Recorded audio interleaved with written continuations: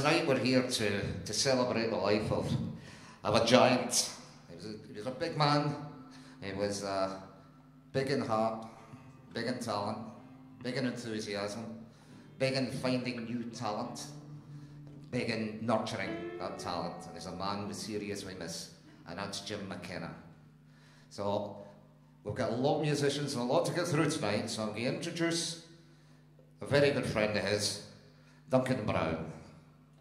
Duncan.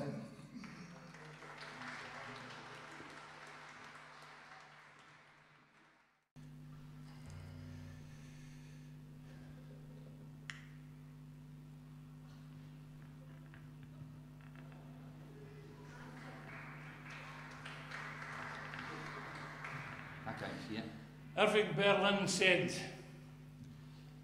"The song has ended, but the melody lingers on." How well those words sit on my big pal Jim McKenna. There's a rumour going the rounds about the Scot who thought he'd wait and take his place among the queue that stood at Heaven's Gate. St. Peter viewed the candidates and he said, "There's little doubt. It's going to take me quite a while to sort this rabble out." He then marched up and down the line and emphasised his needs to Russians, Americans, Irishmen and Swedes. But when he saw Big Jim there, St. Peter made it clear. He said, "It's not as broad as home, son, but still I hope you'll like it here." When Paul and Eric asked me to do this, I really didn't know how I would get on a stage again without Big Jim beside me, and it's still a bit odd feeling. He was the one who gave me the confidence to do what had to be done for his shows that he put on. Because I know I'm no good at this. This is not what I do, and this will probably be the last time ever I do this, because Jim's not here anymore. But I'm only now more aware that he's still here because of the Irving Berlin thing. The melody lingers on, And I kind of knew I'd probably see him in most of your faces here as well. And that being the case, he's telling me to get fucking on, mate. So here goes. How best to describe Jim McKenna's impact in the world around us? Now, I could run the risk of offending people sometimes, but if I don't speak of Jim as I knew him, I'd be untrue to his spirit and his nature. For instance, did you know that when Jim died, there was an announcement of a further 20 job losses at the Encyclopedia Britannica, where they used to record new swear words for the language? He was always busy doing something. He had more jobs than a Coatbridge guy on the dole. He did some taxi work, which I know he hated because he never liked people talking behind his back. But I remember being summoned down to his house at Uddingston one day to blather about something. Jim never asked you to do something, he summoned you. Dave Gibb will tell you, you were summoned. He'd say, "Right, you're doing this or you're doing that." He'd take you up to his wee music room, up in the bedroom, where he had a wee booth for recording music. Now, I always thought that was a bit strange, a music recording booth in the bedroom, but that's between him and Josie. The mind boggles. You're not as quiet as you look. But he always had something good to tell you or show you. And I remember one day complimenting him on his indoor plants that he had grown up there under a heat lamp.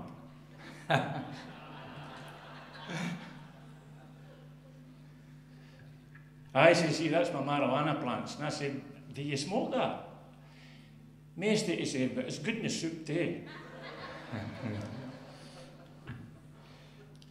And I used to have a St Andrews night in the house every year. Between 15 and 20 musicians would turn up. There would be pipers and drummers, singers, accordionists, keyboard players, poets, humorists. It was the best night of the year, and Jim never missed a one. I rarely saw him laugh as much as when we had that night. I remember one night, when he went to the toilet, he maybe never tell you about this, Josie, and he caught his wally in his zip.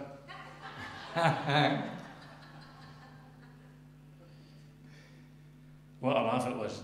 And when he came down, he was telling us, and Willie McIntosh, a wee guy for Larko, he's gone now. Willie instantly started to recite a poem about a guy who had done the same thing. And every time I hear these words, I can see McKenna, even though he was in some pain, laughing his head off about this story about a guy called Bobby Dock. This is a story of Bobby Dock. Put up his zip and caught his... You should have heard him yell with pain when he tried to put it down again. His wife Murren came running through. Oh, jeez, Bobby, what's wrong now? Seeing his zip jammed in his willy, I should see your office, Sally. In front of Bobby, down she knelt. The more she pulled, the more he yelped. Until with one last final tug, she separated zip from bird. That night, Bobby, he was nervous as Murren phoned the ambulance service. The bandage coat was shuffled out, the blood was seeping out the clout. The nursing staff had gathered round to try and stop the bleeding wound. One young nurse, she came for Fife, she offered him the kiss of life. The sister said, I must confess, that penis is a fucking mess. In fact, she said, it's in such a state, the doctor, he must amputate. But the doctor didn't let it cut, instead he stitched it up with gut. And when he finished with his peg, he stitched his foreskin to his leg. And he said, I think it best that for a while lay off the nest and get yourself some fucking trousers that can button. Less chance of going to catch your mutton.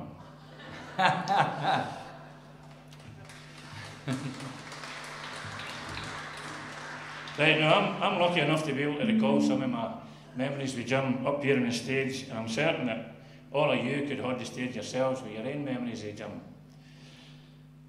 If I can, at this point, I'd like to read out an email I got for somebody we all know who wanted his thoughts to be heard tonight on Jim. This man is world famous. His agent came up with a publicity blurb that went like this.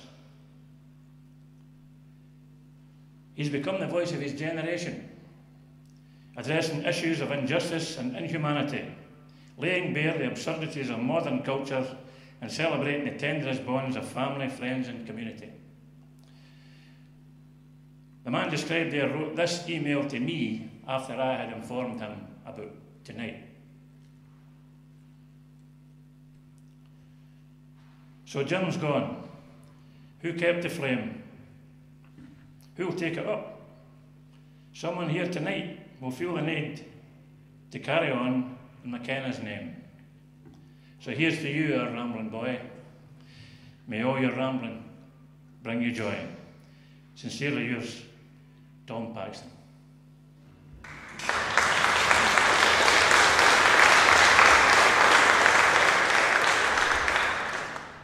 I think Jim would have loved that, eh? If you've never heard the song Rambling Boy, type into YouTube and you'll hear just what a marvellous dedication that is to Jim McKenna. Right, now I have to introduce the first group of performers now, and I can't help remembering how Jim first introduced a girl that I had hoped would have been here tonight, but she can't be here, Christine Bovo. She has a gig booked and she can't get out yet, and I know she's gutted because of it. But I'll never forget his first introduction of Christine onto the stage here. I'm not as eloquent as Jim was when he said, ladies and gentlemen, this is the best fucking singer to come out of Glasgow in the past 50 fucking years. And she was. However, the first guys on the stage tonight to start us off are the worst fucking singers to come out of Glasgow in the last 50 fucking years. I'm only kidding. Ladies and gentlemen, Jim's son, Paul McKenna, Ernie Rhea, and Andrew Black. Right, before we start, I'd like to thank you all for turning up anyway, and really appreciate it, and we appreciated everybody that came at the funeral as well.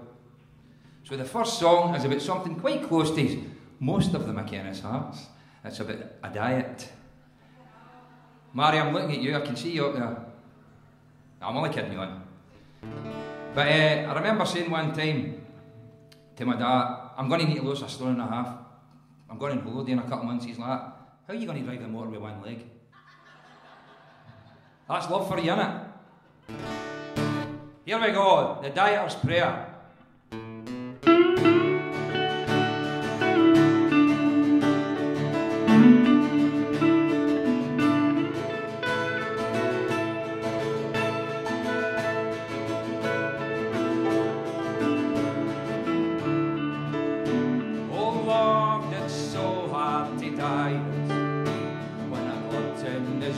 What I am, I start off my day with a fryer, egg sausages fried with ham.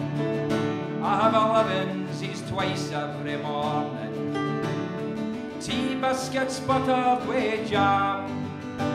Oh Lord, it's so hard to diet, but I'm doing the best that I can.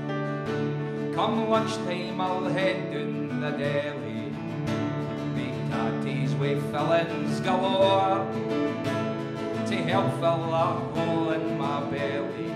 Take me through to tea time at 4, 2 cups each with 4 spoons of sugar, and a donut with cream for the store. Oh Lord, it's so hard to diet, and I've tried it that often before.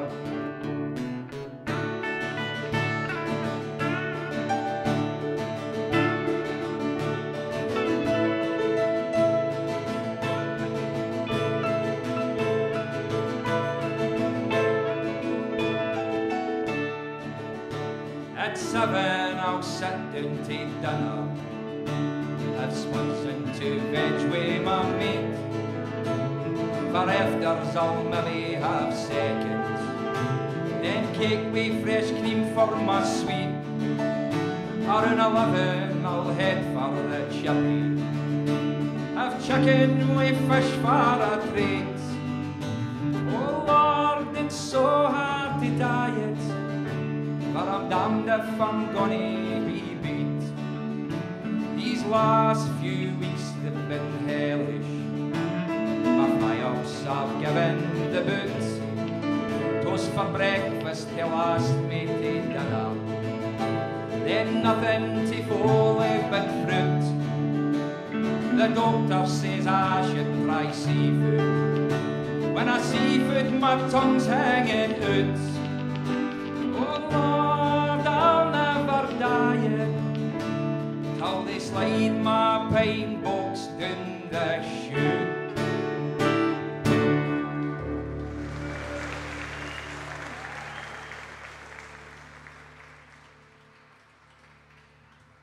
I think he's still here, isn't he?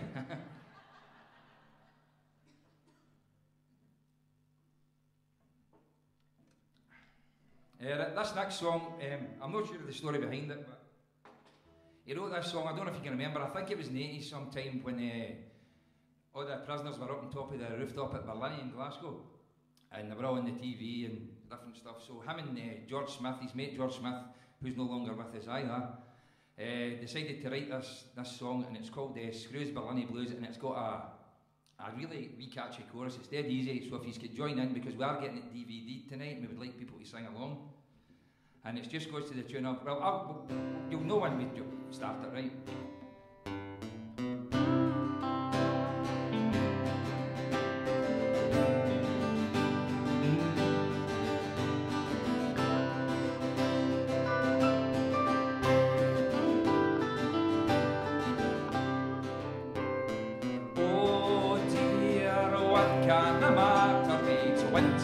Prisoners out on the balcony, they'll no come down till they've all been on TV. Wish I was home in my bed.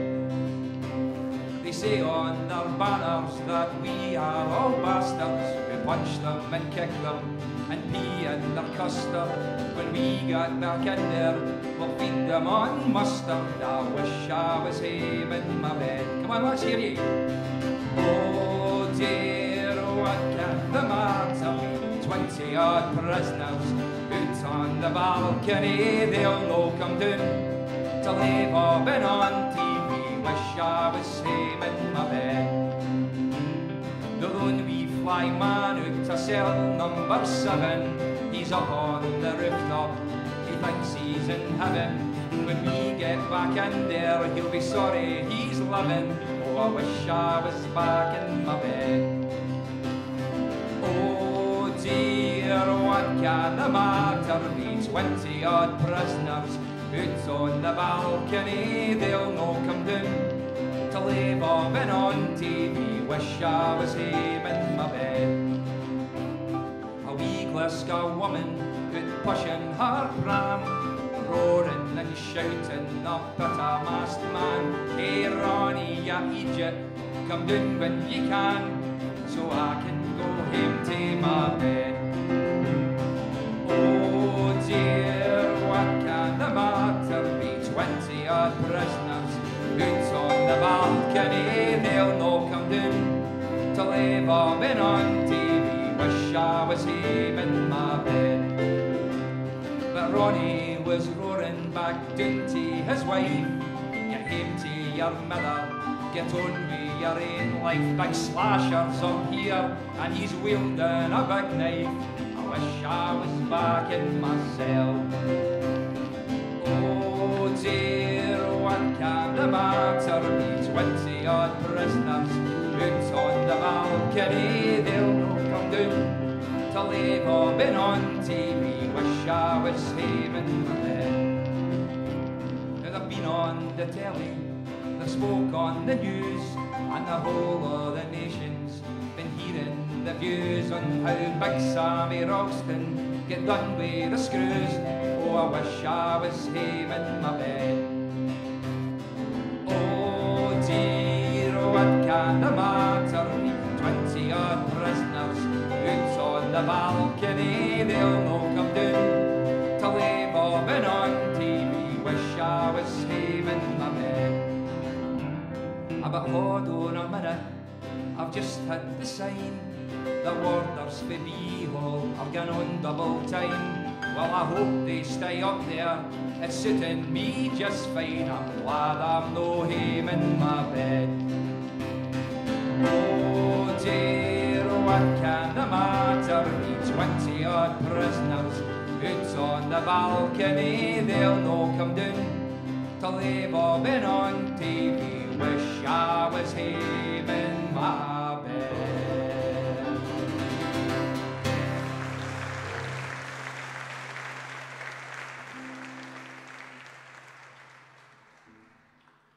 Right, we've got one more song to do. Didn't think we were going to fit it in, but Eric, don't panic, there's plenty of time. I don't know where he is, he'll probably staring at me somewhere with that scowl. This is actually a Matt McGinn song that my dad loved me singing. It's Troubled Waters. Quite a lot of you have probably heard it before. But really, when I heard myself singing this the first time, my dad had tried to say to me, look, you've got a voice, bloody use it. Probably stronger words than that, but he said, let people hear your fucking voice, you've got one. So, this is called Troubled Waters.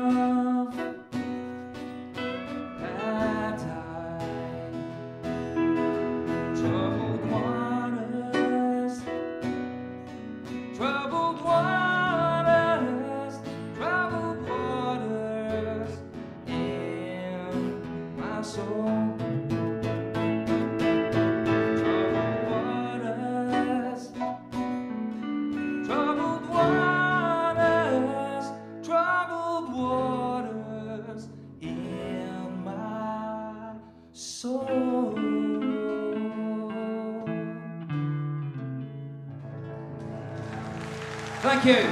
We'll see you in the second half. And we're going to get some more artists on the stage now. Thank you very much.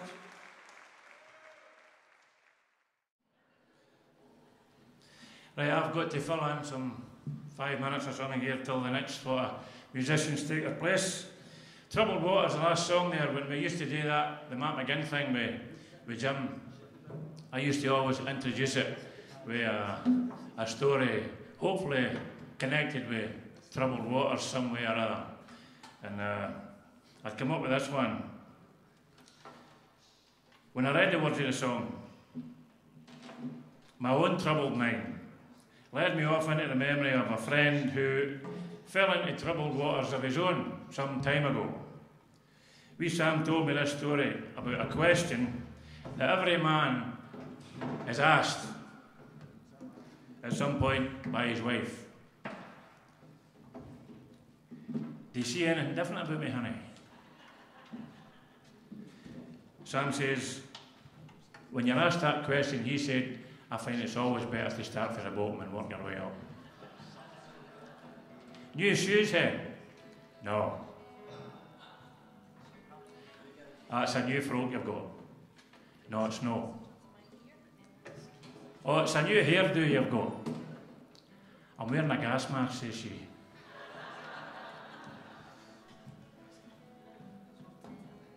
Now, it's difficult to recover from that, if not impossible.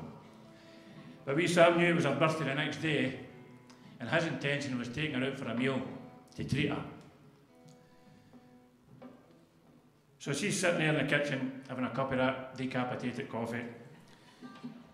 And Sam says to her, right hen, it's your birthday. What would you like most of all in this world?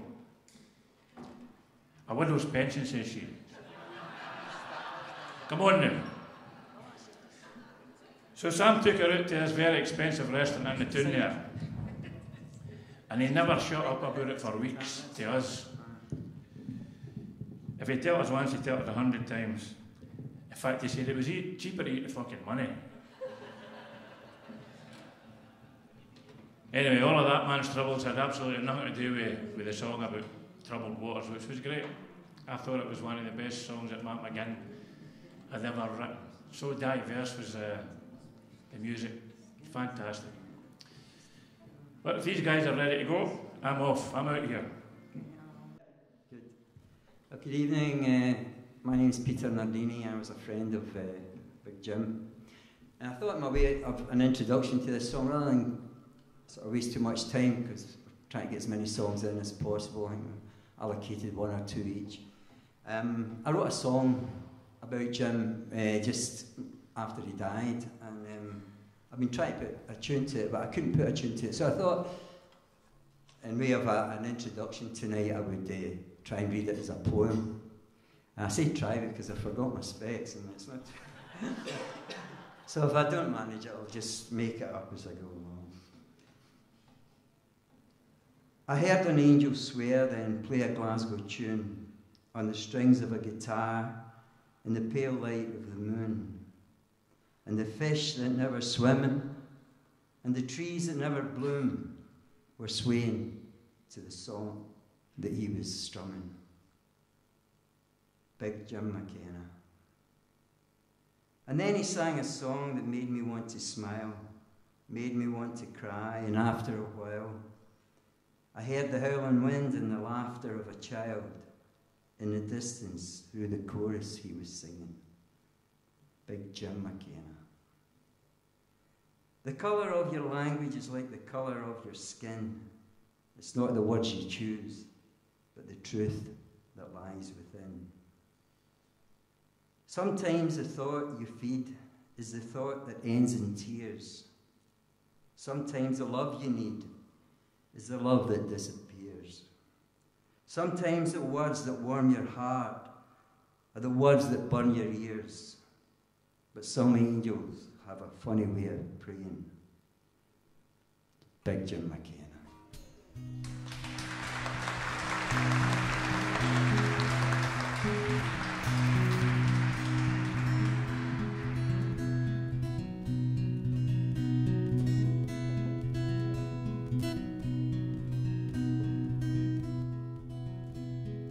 Could that be your name?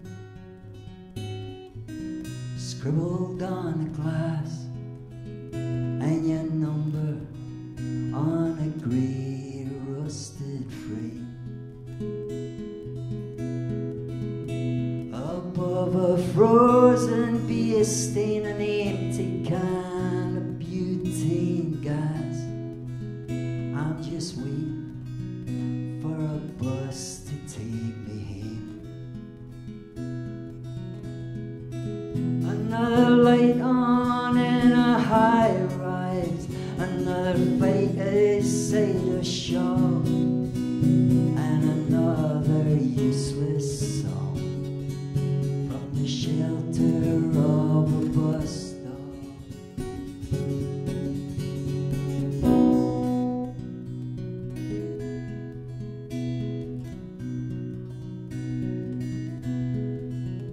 In a park across the street, I can hear a noisy crowd. Through the bushes near some people passing by.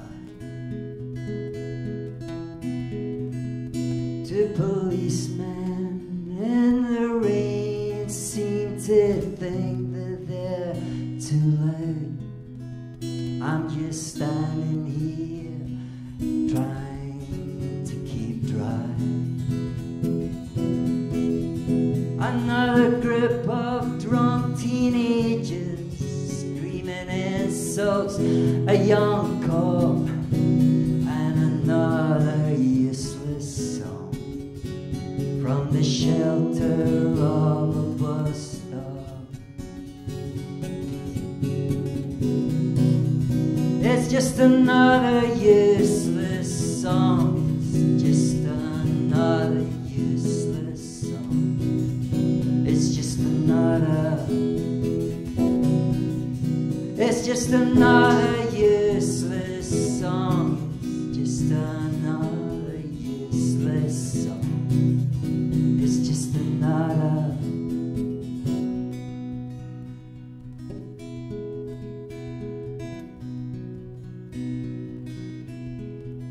There's never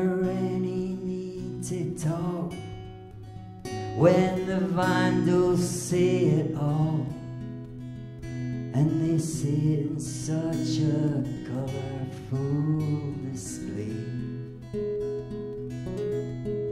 And I think I might be leaving another message on the wall, since the buses are all gone the other way.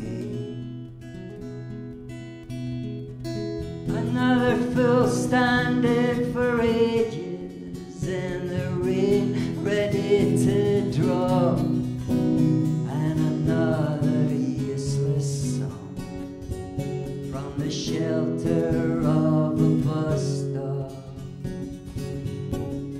Another fool standing for ages in the rain, ready to drop, and another useless song from the shelter of a bus stop.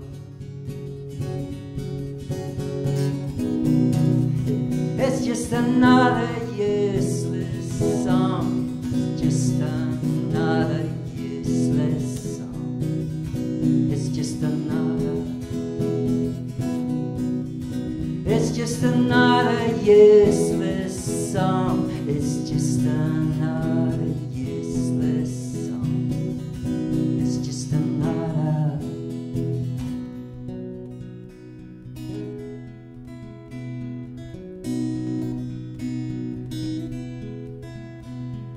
Could that be your name, scribbled on glass, and your number on the grey rusted frame?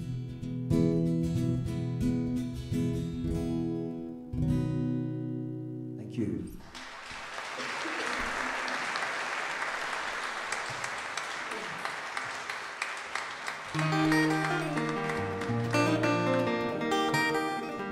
One Sunday afternoon, John Malcolm and myself were summoned to Big Jim's house to write a song.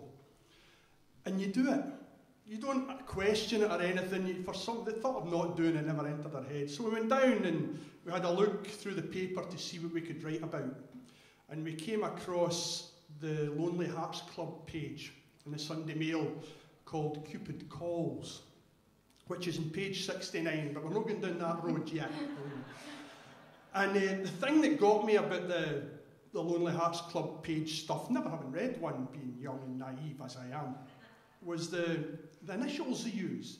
You know, like GSOH for good sense of humour, WLTM, would love to meet, TLC, tender love and care, or if you're a man, total lack of commitment, that stuff.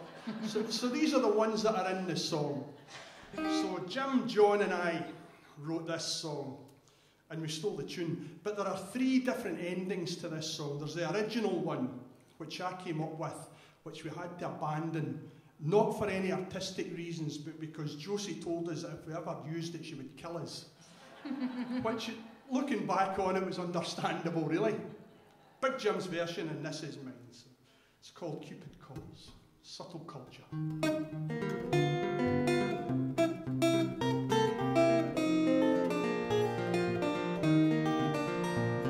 I'm sitting here all alone, wondering where my love life's gone. It's time to hit the scene again. Wondering where I'm gonna start to reinvigorate my heart. Time to hit the scene again. Wondering where I'm gonna find a willing female. Turn to page 69, Cupid calls in the Sunday Mail, and on that page I'm spoiled for choice. Boys meet girls and girls meet boys. It's time to hit the scene again. There's a woman there and she's 6'3", WLTM, a man like me for friendship and maybe more. GSOH, own house and car, a lived-in face and a well-stocked bar for friendship and maybe more. TLC is what she wants, well I'm just a man. She'll get all the TLC she needs in the back to see some transit van. I'll lift the phone, make the date, pray and hoping that I'm not too late for friendship and maybe more. Till Big Jim's lines kick.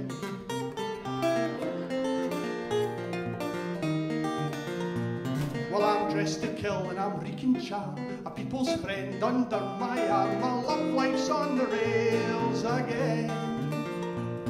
I step inside, she's standing there, fishnet tights and blue rinsed hair. My love life's on the rails again. My heart beats in anticipation as she turns to me. She has an Adam's apple, full-grown beard, lipstick, rouge and 6-inch heels. I turn and bolt out of the door. I won't use Cupid calls no more. My love life's on the rails permanently. My love life's on the rails permanently.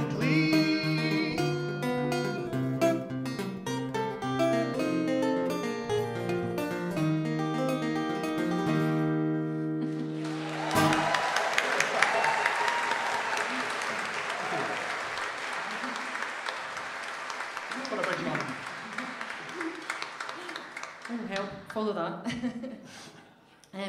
Jim is great at providing a platform for local artists that's quite difficult to find otherwise. I'm okay. And I was fortunate enough a couple of years ago. Sorry? Oh, right. Okay, groovy. Sorry, I can't play the guitar, so I have to play this. It's a wee bit awkward. I was lucky enough to win one of the Songwriting festivals that he organised a couple of years ago. I think purely because my song was good and short, actually. But it really does. It gives people a real boost. I'm sure there's plenty of people here that would say the same. So I'm going to play the song that I wrote for that, and it's called This Working Life. So I need to take my glasses off to play. Sign of age.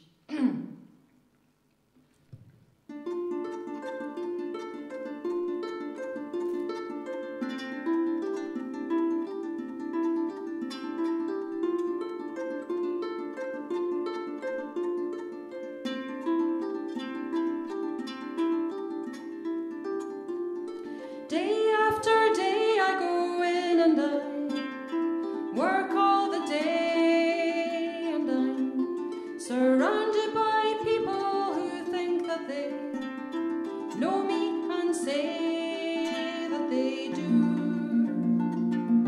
but they don't really know me. No, they really don't know me at all.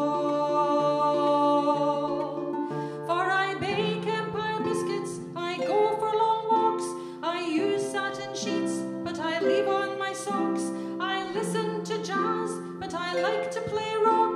When I play lead guitar, I feel people might mock. I like watching films, especially film noir. When I go salsa dancing, I feel quite a star.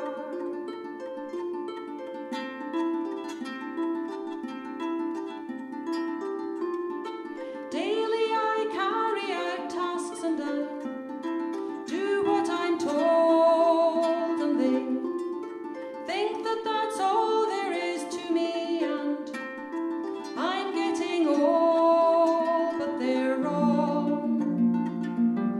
They don't really know me. No, they really don't know me at all. For I bake Empire biscuits, I go for long walks, I use satin sheets, but I leave on my socks. I listen to jazz, but I like to play rock. When I play lead guitar, I feel people might mock. I like watching films, especially film noir. When I go salsa dancing, I feel quite a star.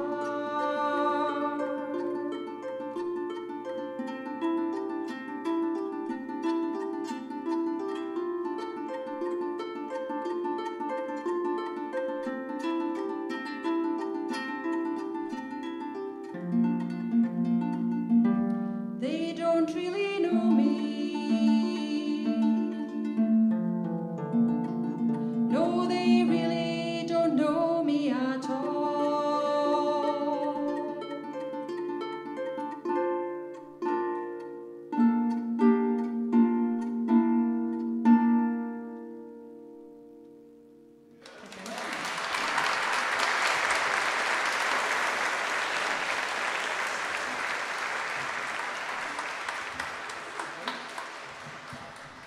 Hello, can you hear me? I'll be as brief as I can introducing this song. In some ways, I think I might have drawn the short straw, but I'll be really brief. Whenever I saw Jim perform, I always thought this guy can tell a story very, very well. And the song I'm going to sing, I only heard it when I was mastering it for the radio after he died. And so I got the opportunity to listen to a lot of his songs. And this one really, really stood out to me. So when Dad suggested that I could possibly sing it months away, I said, definitely, I'll do that. And so I've been practicing as much as I can. It's fairly lengthy, but I don't think it's a short straw. It's definitely the one that I would love to sing, and I'll probably never forget it. So that's another positive to it. So anyway, I'll get on it. We get Juice on the guitar.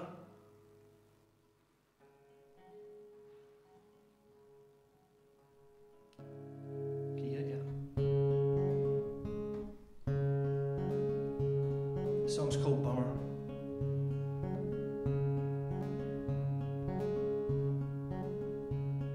His mama was a midnight woman.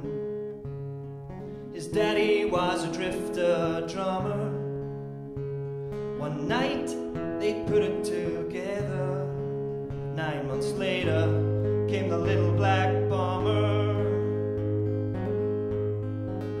He was a laid-back lump in the cradle, chewing the paint chips that fell from the ceiling.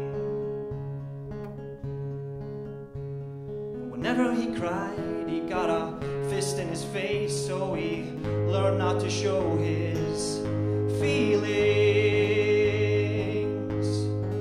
He was a pigtail puller in grammar school, left back twice by the 7th grade.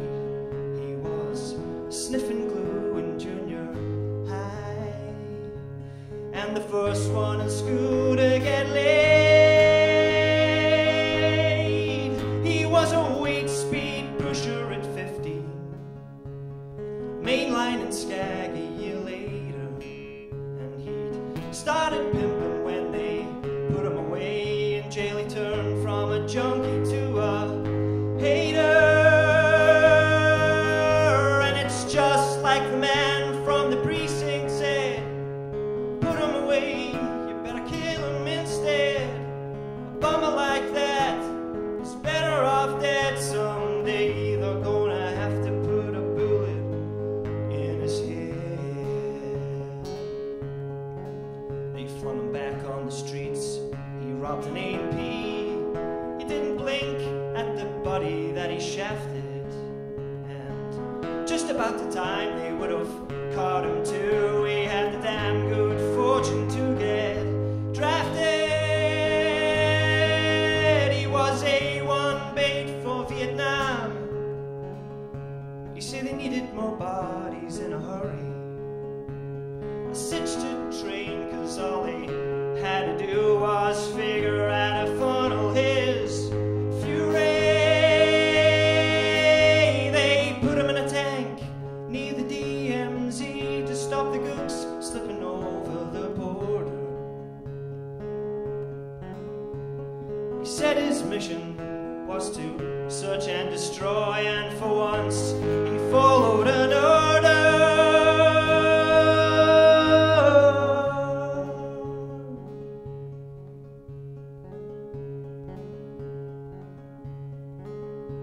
One sweat-soaked day in the young valley with the ground still steaming from the rain.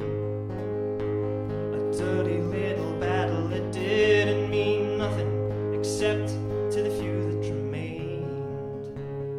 A couple hundred slants dropped the other 5 tanks and started to pick off the crew. And when he came on the scene, it really did seem it's why he paid his dues. It was something like a butcher going berserk, or a sane man acting like a fool, or the bravest thing a man had ever done, or a madman blowing his cool. Well, he came on through like a knife through butter, or a side sweeping through the grass, or to say it like the man would have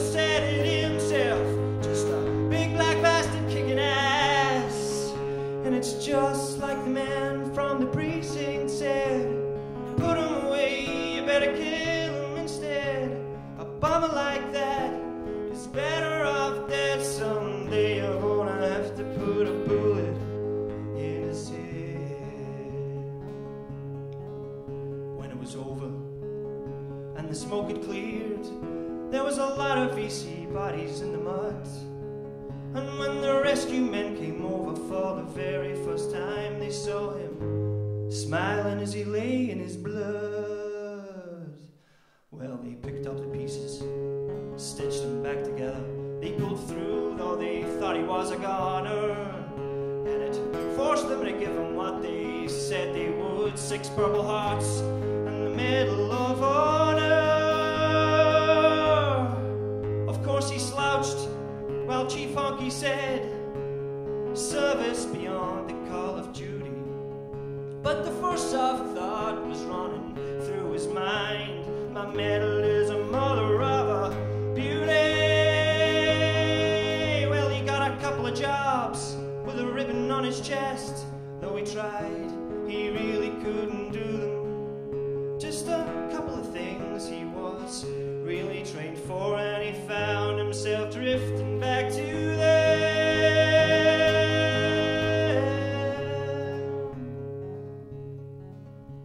Well, just about the time he was ready to break, the VA stopped sending him his checks. Just a matter of time, because there was no doubt about what he was gonna do next. Well, he ended up one night in a grocery store, gun in hand, 9 cops at the door.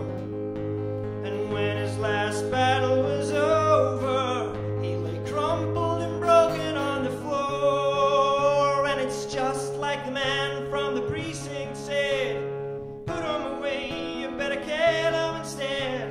A bummer like that is better off dead. Someday you're gonna have to put a bullet in his head. Well, he'd breathed his last, but 10 minutes passed before they dared to enter the place. And when they flipped his riddled body over, they found his second smile frozen on his face. They found his gun where he'd thrown it. There was something else clenched in his fist. And when they prized his finger open and found the Medal of Honor, the sergeant said, where the hell he get this? Well, there was a stew about burying him in Arlington, so they shipped him in a box to Fayette. And they stashed him in a grave in the county plot, the kind we remember to forget. And it's just like the man from the precinct said: put him away, you better kill him instead. A bummer like that is better off dead. Someday you're gonna have to put a bullet in his head.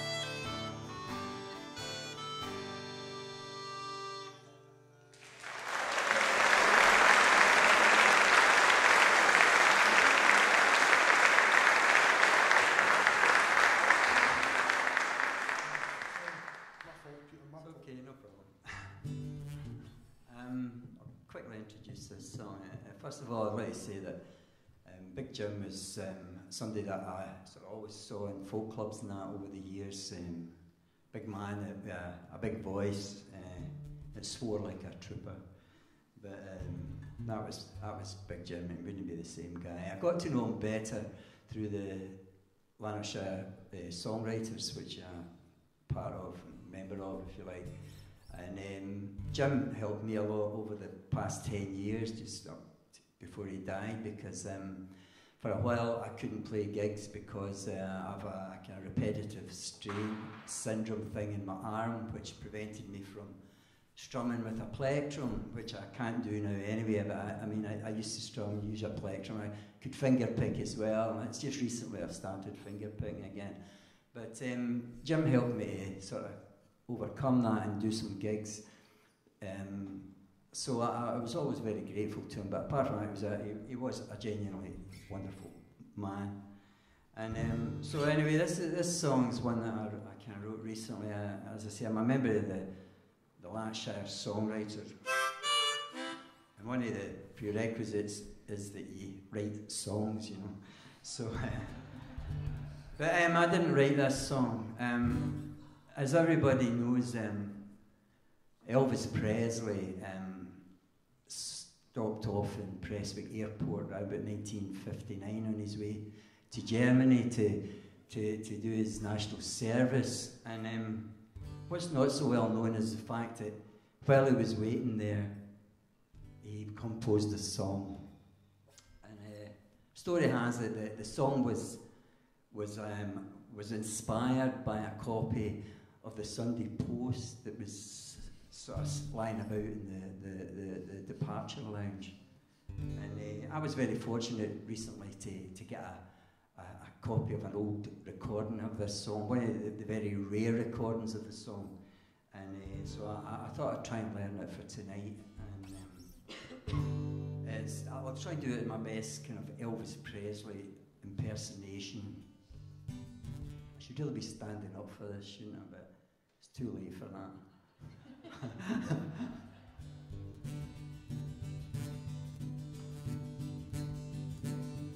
Gone. Oh no, that's a nice song. A big black dog chasing a cat. Cat's up a tree, the dog's gone mad. Oh hell, well help my boy. If it doesn't come down, the dog's heat's gonna explode. Oh, well, help my boy, we should help my boy, we should help my boy, we should help. Come on, help my boy. I should help my boy, help my boy. A man in a van doing 90 miles an hour. A police car comes, a van pulls out. Oh hell, well help my boy. Brake lights on the van, man sheds his load. Oh well help my boy, I should help my boy, I should help my boy, I should help. Come on, help my boy, help my boy. I should help my boy. Come on, honey, help my boy. A man and his wife out for a meal. The fish smells out, the wife's no real. Oh help my boy. Salmonella, the chef could lose his job. Oh well, help my boy. I should help my boy. I should help. Come on, everybody. Oh well, help my boy. Help my boy. I should help my boy. Help my boy.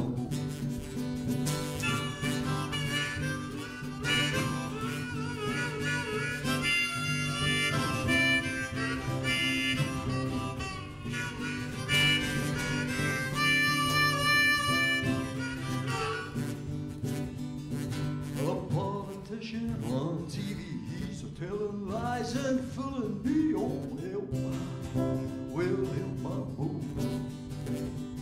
I better sail a plane, try and get my boy. Oh well help my boy, should help my boy, should help. Well help my boy, should help. Well help my boy, come on baby. I should help my boy, help my boy. Well, Mary had a way she had a man. Everybody found it hard to understand. Oh, help, well, help my boo. But they soon found out the wee boy's feather was gone.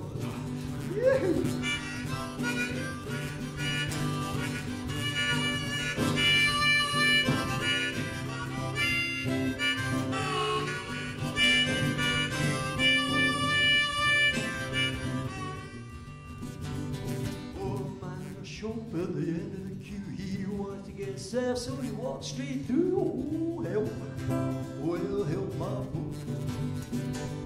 The wee woman at the front smacks him in the car. Oh, well, help, help, help my boo. I say help, help my boo. I say help. Oh, help my boo, help, oh. I say help my boo, help my boo. Be pleased or overjoyed if the earth should collide with an asteroid. Oh help my boo. We're a big black hole at the end of my road. I see the help of my boo. I see the help of my boo. I see the help my boo. I see the help. Let me help my boo.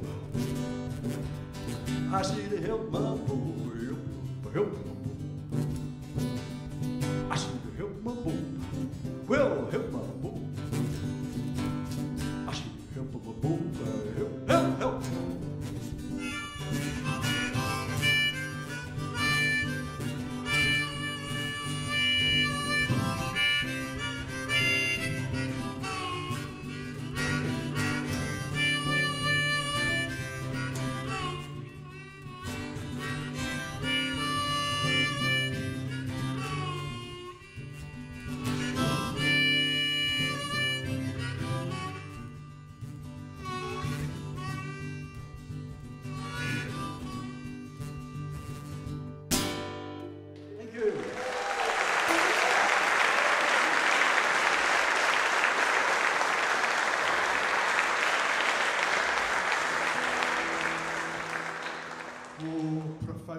Profound.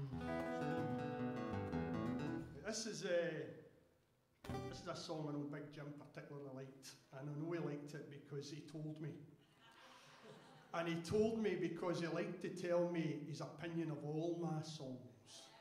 And some of those opinions could be quite forceful and voiced in very colourful language. I know you're surprised to hear this, but ooh. And you knew he wasn't pleased when he started off with, "What did you do that to us for?" I don't know, Jim, I don't know. It was him. So, it's a song called The Leaving, about emigration. But I'd just like to say it is an honour and a privilege to be here, and it's nice to see so many people here for the big man.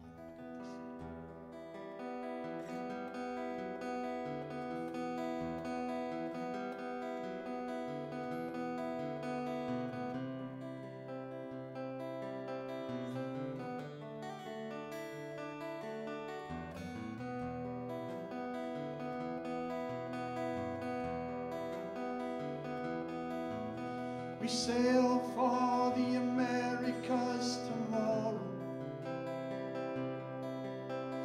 We leave our past, our history behind. We carry with us memories of joy and love and sorrow, and hope the wounds of leaving will close and heal with time.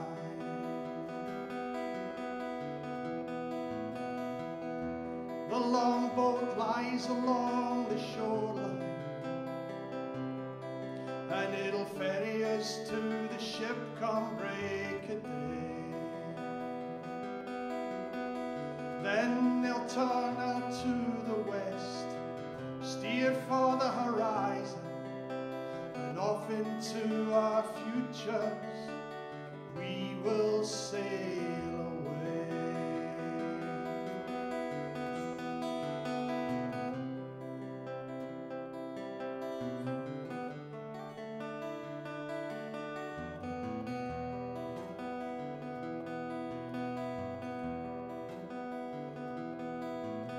We're heading out for Canada's white spaces,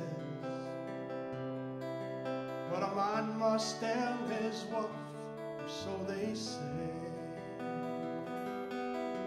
We'll leave behind us lords and those who stole the land God gave us, but still I know deep down inside my heart I'd rather stay.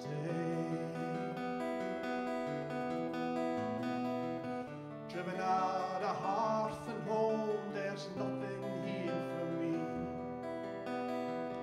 Driven down to the waterside and driven out to sea. Heading now for Canada and a freedom I've never known. You know, even the man of God watched on as the Lord's tore down our home.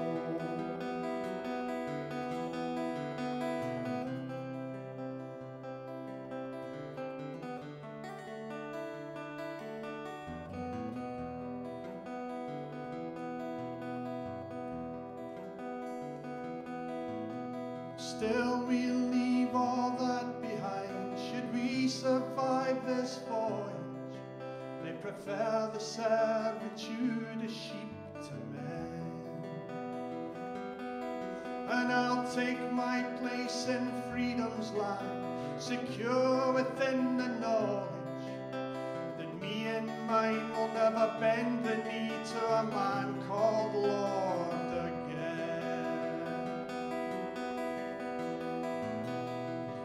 Driven out of hearth and home, there's nothing here for me. Driven down to the waterside and driven out to sea. Heading now for Canada and a freedom I've never known. You know, even the man of God watched on as the Lord's tore down our home.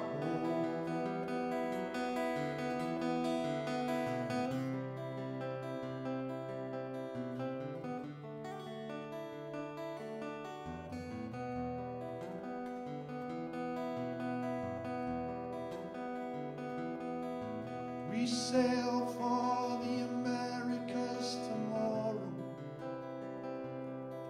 and it'll break my heart when the ship gets underway. I'll carry with me memories of joy and love and sorrow, but still I know deep down inside my heart I'd rather stay.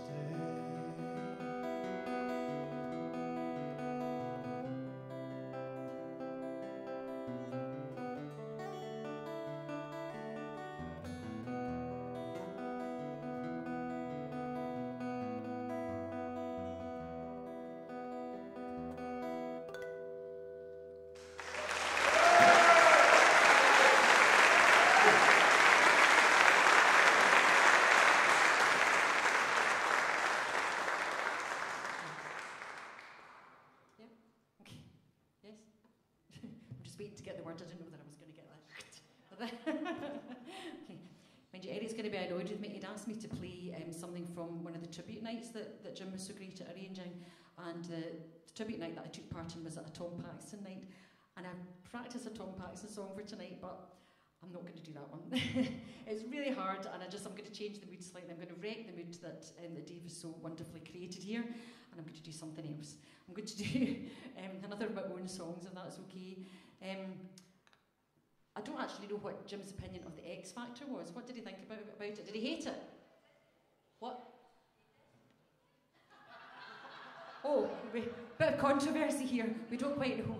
I'm assuming that he didn't approve. I'm assuming? I don't know. But anyway, that's what the next song is kind of in keeping with that, if he didn't quite approve of it. Would that be right? Anyway, I'm going to sing it anyway. Okay. Right, I'm going to sing my X Factor song. So you need to imagine it with full X Factor production, please. It's only me and my harp, but please imagine everything going on. Disco beats, everything. Okay. It has a shrieking chorus, so please feel free to join in. You'll get the hang of it.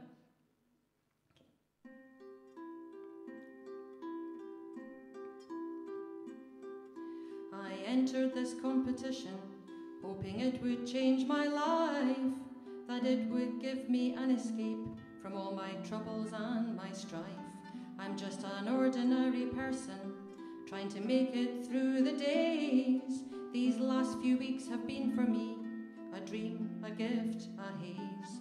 They say I have a gift, but my boobs may need a lift. This journey I am on, it takes me further down the road. Step by step it takes me until I ease the load. I'm dreaming the life and living the dream, and all that's left for me to do is end the chorus on a scream.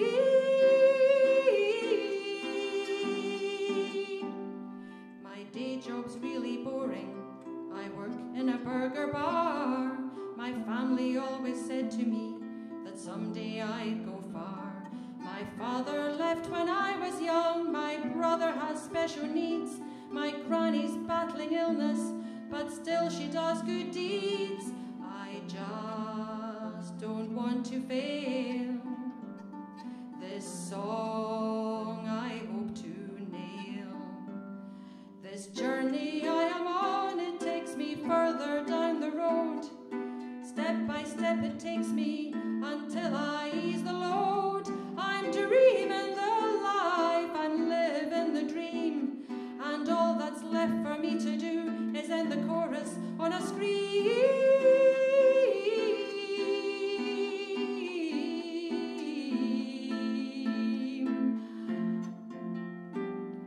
The judges seem to like me, even though I sing off key. My hometown are all out in force to show support for me. I've started crying every week, the pressure's really on. All I need now is a key change to really nail the song. This journey I am on, it takes me further down the road. Step by step it takes me until I ease the load. I'm dreaming the life and living the dream, and all that's left for me to do is end the chorus on a scream.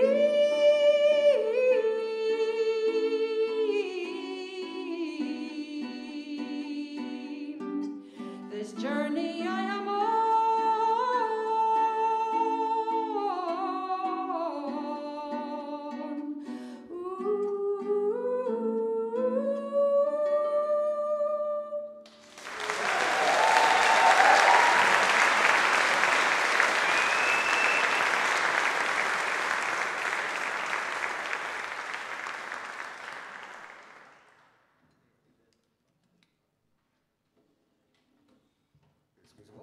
Hi folks, right, that was Peter Nardini, Dave Gibb,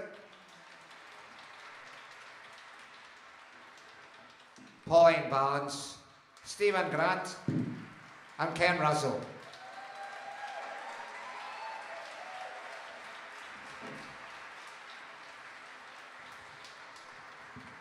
And of course before that, at the beginning you had Paul McKenna with Andrew Black and Ernie Ray.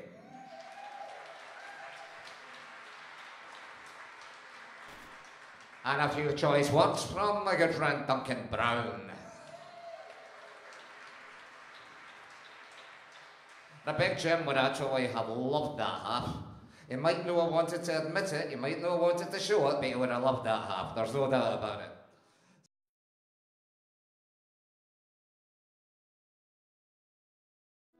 We call clover. That's C-L-O-V-A, clover, not clover. Not the healthy butter alternative. So, yeah, Eric was nice enough to ask us along. We were, of course, delighted and privileged. And he said, pick a couple of songs that have got something to do with Big Jim. So, I think we'll just play this and you can make your own mind up.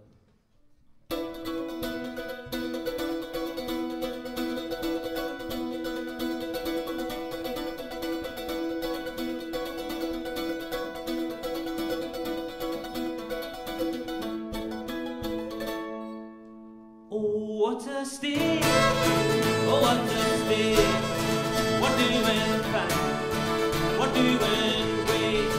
From when you're born until you're late, oh, we're rolling away on waves. So if you're blind, fill in this form. Just read the notes, 10 pages long. And if you wish, send it here. Be sure to print it nice and clear. Oh, what a state! Oh, what a state! Oh, what a state! Oh, what a state! We're doing fine. We're doing fine. We're doing great. From when you're born until you're late, are we rolling a welfare state? And if you sit in a wheelchair, our office is just up the stair, just going through a revolving door. Please don't block the corridor. Oh, what a state! Oh, what a state! Oh, what a state! Oh, what a state! We're doing fine. Doing fine. We're doing great. From when you're born until you're late, are we rolling a welfare state? Are we fine?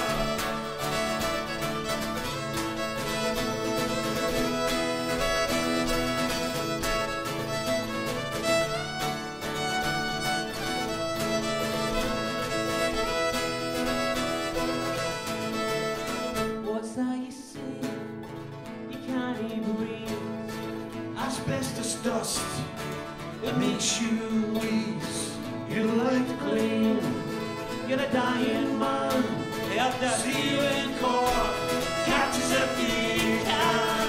Oh, what a state! Oh, what a state! Oh, what a state! Oh, what a state! We're doing fine. Doing fine. We're doing great.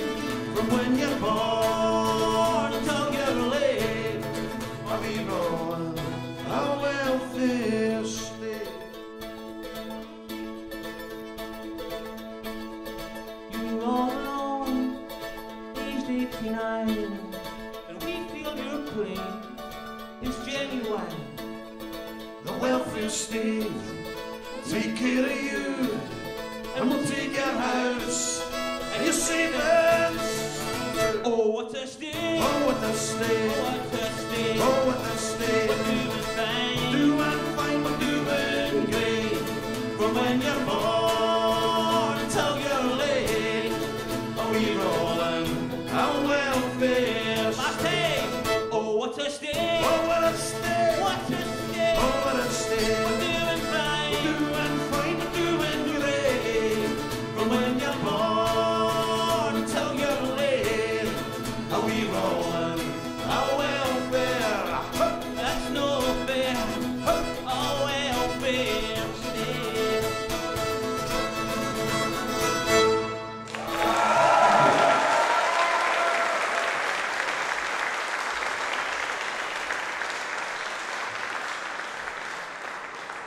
Thank you. Not that Jim liked to be protest song, didn't I was trying to think of funny stories and stuff, but it was the wee sprinkling in the soup thing. That was used to be. Well, I'm a sometime Lanarkshire songwriter as well. That was part of a trip we done to Isla, and Jim was the designated driver. And he's up doing all these wee roads. He's driving like a madman, shouting and swearing at everybody. And they're dead polite. You know when you come in, there's a car coming past you to wave. What the fuck's he waving at us? And I thought, hey, but he's not drinking. He wasn't drinking. How's he in this state? And then I discovered he was doing the wee cuppers out there. So when he was having a pot noodle, it really was a pot noodle, you know. So this song, Jim used to give me a row because we always played our own songs, and his point of view was, do you think your songs are the best songs? I think there's no better songs than the ones that you're singing. Just so can tell you do them wrong. We used to have lively debates on the subject, so it was a great honour when sitting in Uski one night up in the West End when the big man sang this song, one of your songs, and I was nearly green. Not because and I was greeting. Not because he could sing it better than me. It was a beautiful thing, and he was kind enough to point us out to all the punters in the bar after it, and give us credit for it. So anyway, this is for him.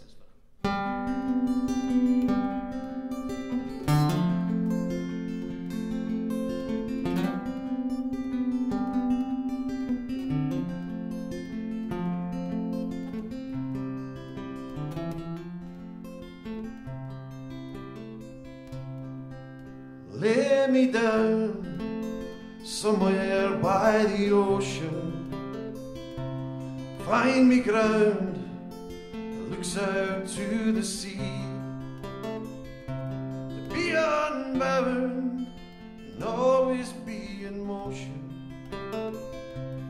Lay me down, finally be free.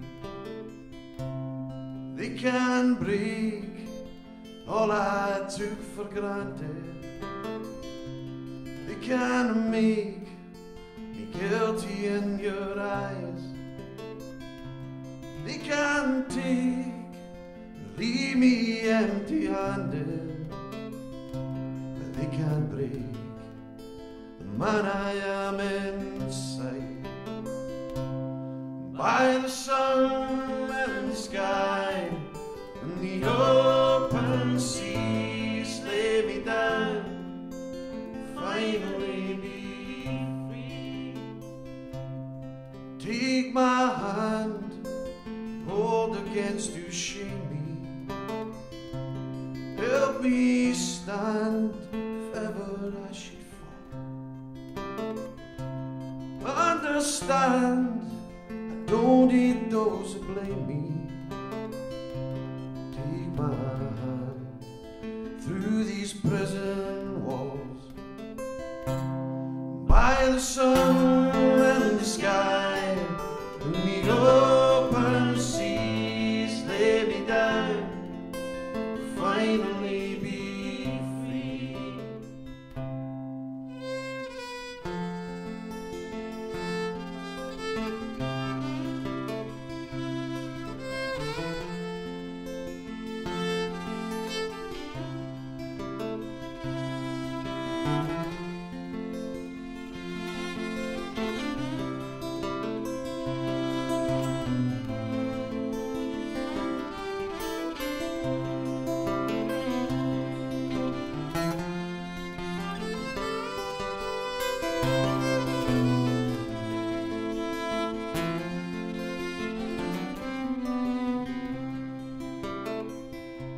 Many years wasted in this prison, and many fears can one man hope to kill.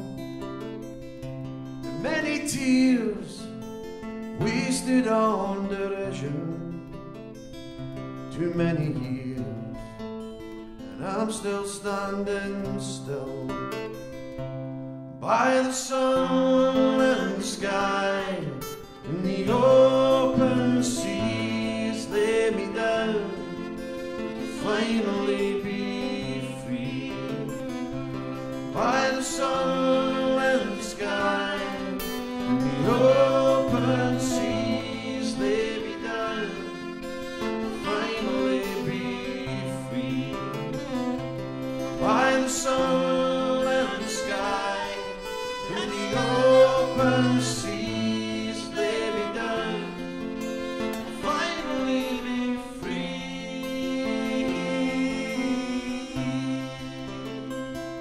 It's for the big man.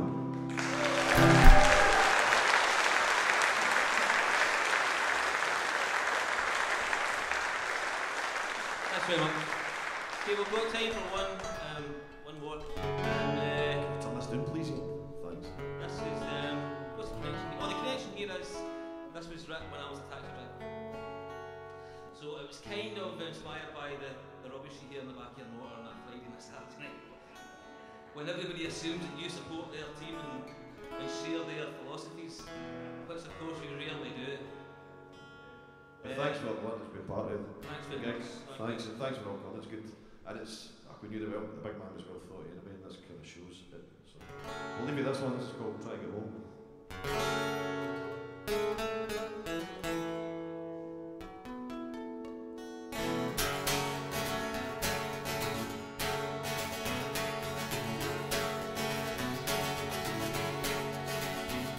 I overhear some talk, you know, it fills me with despair. People talking all around, giving up or just don't care. And I wonder how they got to be so empty yet full of hate. And I think about the children, I hope it's not too late. For the world is full of wonders if you open up your eyes. And you stumble like a sleepwalker beneath these leaden skies. Close to possibilities, oblivious to hope. And he's hanging with the hangman while he's playing out the role. Truth is sometimes difficult, it cannot be ignored. If you let it drag you down, you'll never cross the door. You can make the journey and let your spirit roll, and you'll find me a just traveller, trying to get home. Overhear some talk, you know, as if I wasn't here. Well, they're picking out their prejudice, ignorance and fear. I hear voices raised in anger, convinced of what is right, and they're drowning out the doubter, getting ready for the fight. You can blame it on the parents, you can blame it on the schools, you can blame it on the music, making poets out of fools, or the bloody politicians, 'cause they're all the bloody same. Turn on your television, find someone else to blame. The truth is sometimes difficult, it cannot be ignored. If you let it drag you down, you'll never cross the door. You can make the journey and let your spirit roll. You'll find we are just travelers, trying to get home. And I overhear some talking, as if I wasn't there. Well, they're queuing for the chance to be an instant millionaire. You can buy your ticket out of here, it only costs £1. Take you to a better place where happiness is found. How will you be remembered? How will you be measured? Is anybody in you that you choose to treasure?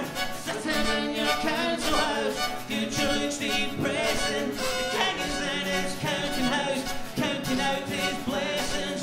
Truth is sometimes difficult, it cannot be ignored. And if you let it drag you down, you'll never cross the door. You can make the journey and let your spirit roll, and you'll find we are just travelers, trying to get home.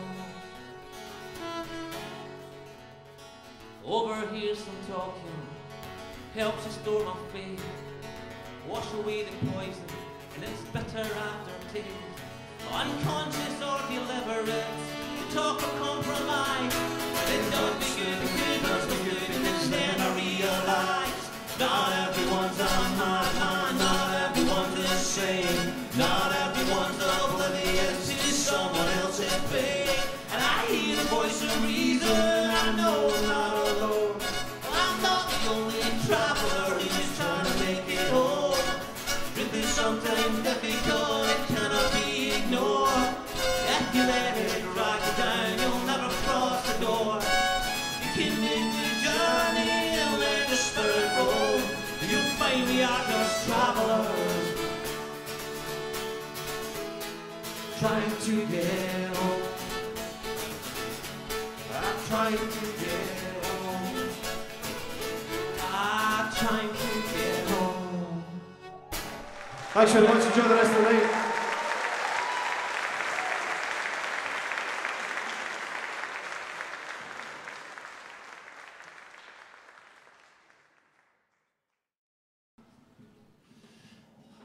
Now here's a wee something. I wouldn't choose to do this, but somebody asked me to do it.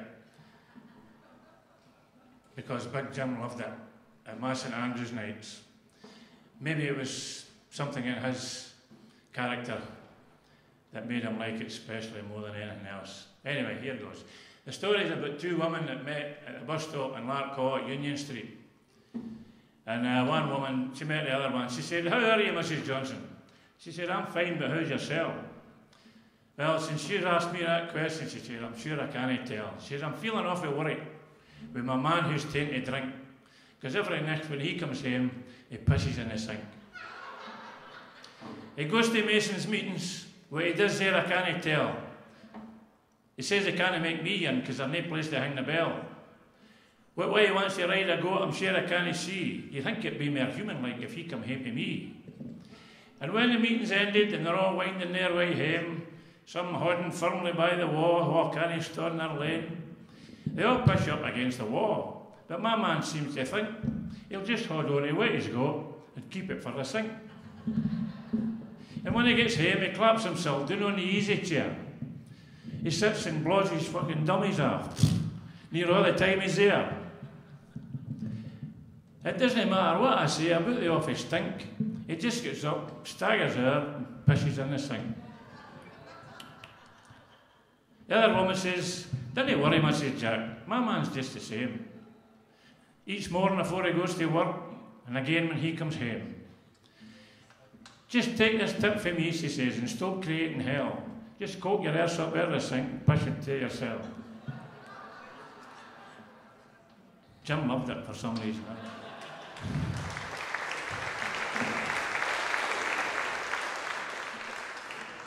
That's it. That's ready. So you say. Yeah? Keep going. Right, there's Eric's asked me to keep going here. There's a story I've written down, there's a letter I got from a friend of mine, the author Nigel Tranter. He wrote a lot of great Scottish history things.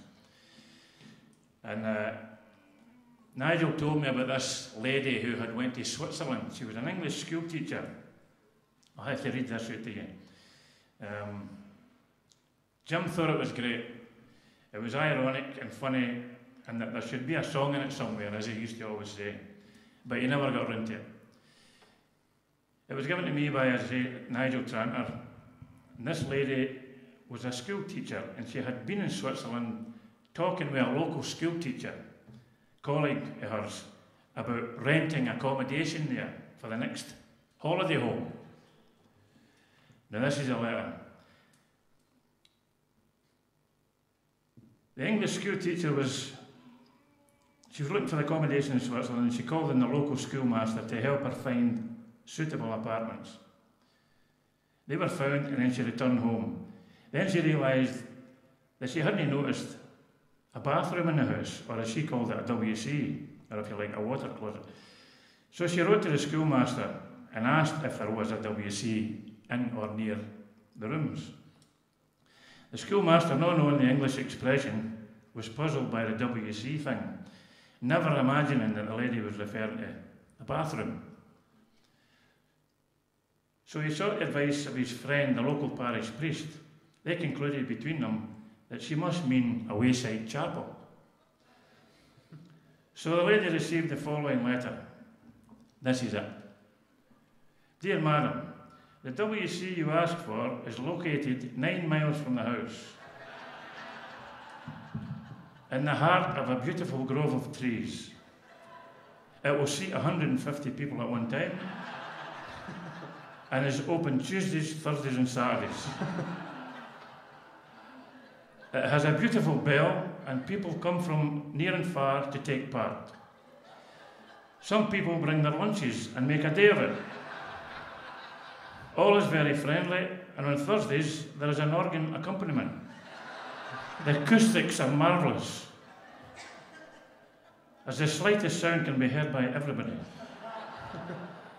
The lighting also is excellent, so that even those whose sight is poor can observe everything that's going on and maintain an interest. Prayers are often offered regularly for those in difficulty. It may interest you to know that my daughter met her husband at this WC. He was so interested and helpful to her on that occasion. We are at the present in the process of asking donations for the purchase of plush new seats. We feel that there is a long felt need for them because the present ones have holes in them. Children are welcome and we find greatly add to the feeling of communal endeavour. My wife, being rather delicate, hasn't been able to attend regularly. It has in fact been 6 months since our last visit. Naturally, it pains her not to be able to go more often. The sad thing is that she feels the needs most keenly. I'll close now with the desire to accommodate you in every way possible. I'll even come with you in your first visit if you want. I'll be happy to reserve you a seat either down the front or near the door, as you may prefer. Sincerely yours, at your convenience.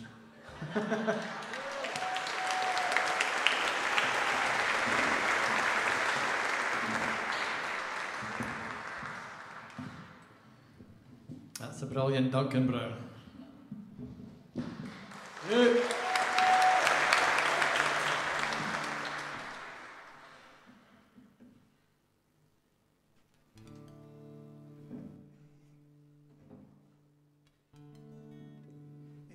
I think we've been aware that people have a lot of stories about Jim, and what I propose to do is not tell you any of them just now, and make a small charge for each story that I can tell you after the concert just now. There's an extra charge for the special Billy Connolly and Jim McKenna story.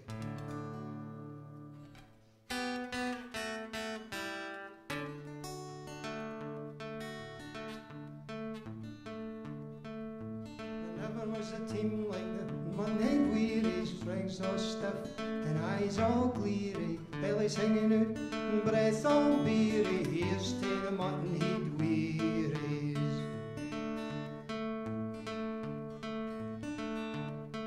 Well, Gary the goalie had a few harsh critics. When he came on he was half paralytic. When he went down you could tell he was arthritic. Here's to the mutton he'd wearies. Oh, there never was a team like the mutton he'd wearies. Legs all stiff and eyes all bleary, bellies hanging out and breath all beery. Here's to the mutton he'd wearies. And Dougie the defender was the worst of the hackers. The eye-booted baith, the bonny attacker, the hale second half. That was him knackered and he still was a hero in the mutton he'd wearies. Aye, there never was a team like the mutton he'd wearies. Legs all stiff and eyes all bleary, bellies hanging out and breath all beery. Here's to the mutton he'd wearies. Scotty was a schemer and he jogged round the middle. The opposition midfielders, I had him diddled. He was gone off for a quick Jimmy Riddle, and he still was a hero in the mutton he'd wearies. Aye, there never was a team like the mutton he'd wearies. Legs all stiff and eyes all bleary, bellies hanging out and breath all beery. Here's to the mutton he'd wearies. Sammy the sub was waiting for his big break. Everybody knew it was gonna take an earthquake. Everybody hoped it was never for the team's sake. He still was a hero in the mutton he'd wearies. Aye, there never was a team like the mutton he'd wearies. Legs all stiff and eyes all bleary, bellies hanging out and breath all beery. Here's to the mutton he'd wearies. Stevie the striker watched the proceedings. He never ran a step whether trailing or leading. He missed the own goals whether kicking or heading, and he still was a hero in the mutton he'd wearies. Well, there never was a team like the mutton he'd wearies. Legs all stiff and eyes all bleary, bellies hanging out and breath all beery. Here's to the mutton he'd wearies. Here's to the mutton he'd wearies.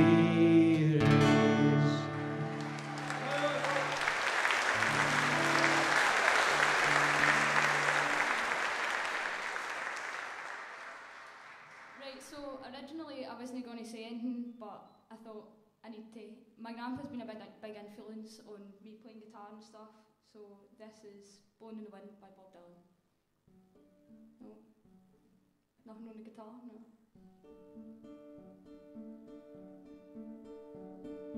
How many roads must a man walk down before you call him a man?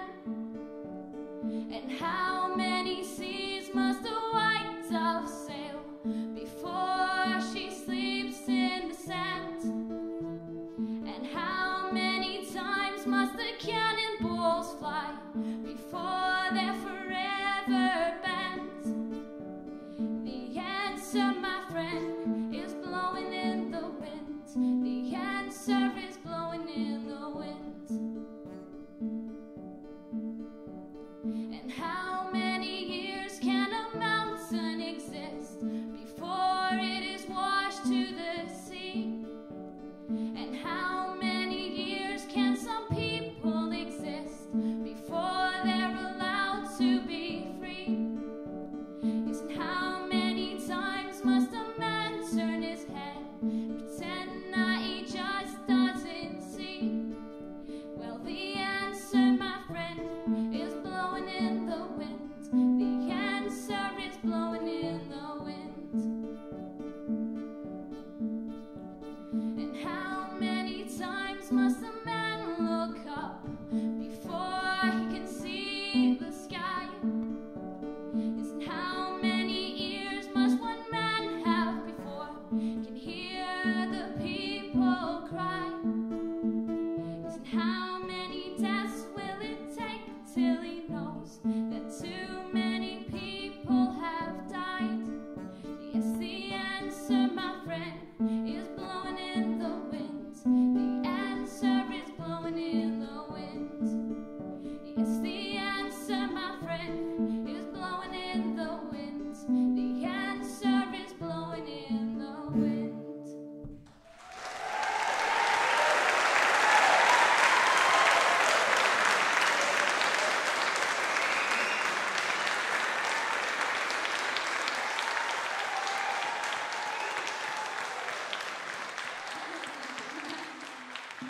Granny, I would have been proud. Absolutely. Big Jim always said to me that I should get a bit of growl in my voice. I think the only way that would happen is if I got a vocal cord transplant. It's just never going to happen. My dad had asked me to do a few songs tonight, and he's narrowed them down and changed them. So, but we're going to try this one as a trio. I did this song about the same time last year. Bit of a difference though, as I was about 3 times the size, a couple of days away from having my first child. And it was quite a surprise actually, because we found out that the piano player who performed with us was our cousin, or my cousin, should I say. A second cousin. It's incredible that Big Jim asked Andrew to bring along another piano player. He had this idea of having a big band. You know, he had these crazy ideas. So Andrew did bring along this chap, and he played, and he was brilliant. But just a few weeks ago, I worked out that Brian Beaton. Brian Beaton's granddad is my uncle, and so it's amazing. Yeah. I know. Small world, you know. Big Jim bringing everyone together. This is a song called "Till I Gain Control Again."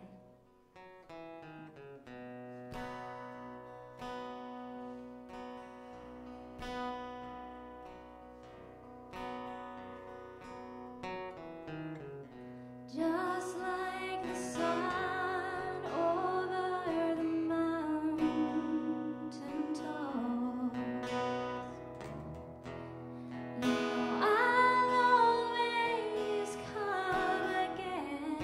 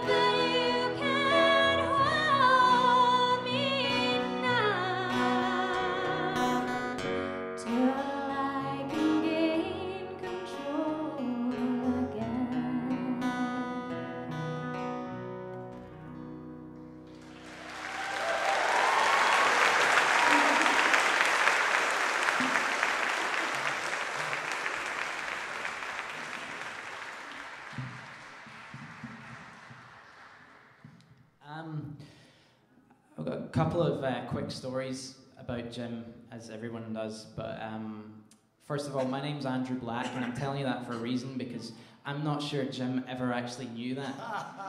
The first concert I did with him, which was in East Kilbride, with Christine Bovo and Eric and... no, Ernie.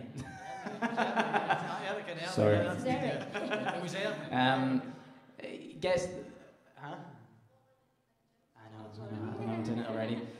It gets to the point in the night where he introduces everyone on stage, and it gets to me, and you get a little bit before somebody says, and now, you know, and playing the piano, the Wayne, Andy Brun.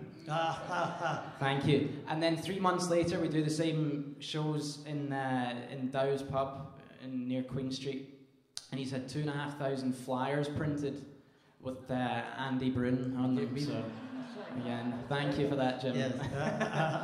I didn't know Brian's name either. No, I know. It's weird. The first time I ever met Jim was actually in this building. We were sitting over at that pillar over there, and I'd come with my uncle to the Star Club to see. I can't even remember who it was, but Jim turned round during the show to have a chat, and he got talking to me, and very quickly he took a bit of a shine to me, and I remember him saying just out of the blue, "What do you play?" And I kind of looked at him and was like, "How did you know that?" And I told him that I played the piano, and he said, "Are you any good?" And I said, "Yeah, I'm okay." And he said, "No, are you any good?" And I looked at him and I said, "Yeah, I'm good." And I always remember him saying to me, when anyone asks you if you're good, that's what you say. You tell them that you're good. And I've carried that with me. One other quick thing before I start, before he gets angry at me for talking. No, keep talking. Keep talking. It's all good stuff. I remember anytime Jim phoned me, it was always a highlight of my week, because I'd phone, I'd see it was Jim, and I'd answer the phone. "Hi Jim, how you doing?" "Right, listen." That's what I'd get. "Right, listen." Summoned. But I'm gonna do a song for him. Jim was always telling me that I should start singing, and unfortunately he never actually heard me, and I'll always kind of regret that a little bit. But I'm a wee bit nervous about doing this, but before any show that I did with Jim, my dad knows what I'm about to tell you. This is really funny. He would always grab me by the shoulders and hold me, and he would look me in the eyes. He'd do that big open eyes thing that he did. He would say, "Listen, son, don't worry, it'll be a fucking pishwalk." So, with that in mind, I'm going to do a song by Randy Newman, which I think he would, good, thank you, I'm glad you said that. It's a song called Louisiana, and I hope that I can do it some justice for you. Okay.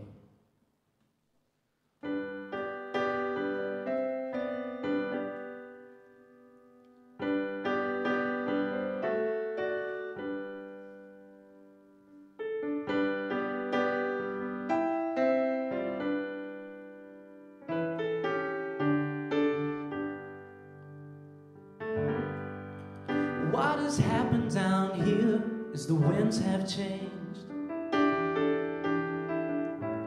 Clouds roll in from the north and it started to rain. It rained real hard and it rained for a real long time. 6 feet of water in the streets of Evangeline. The river rose all day, the river rose all night. Some people got lost in the flood, some people got away alright. A river has busted through, cleared down a Plaquemine. 6 feet of water in the streets of Evangeline. Louisiana,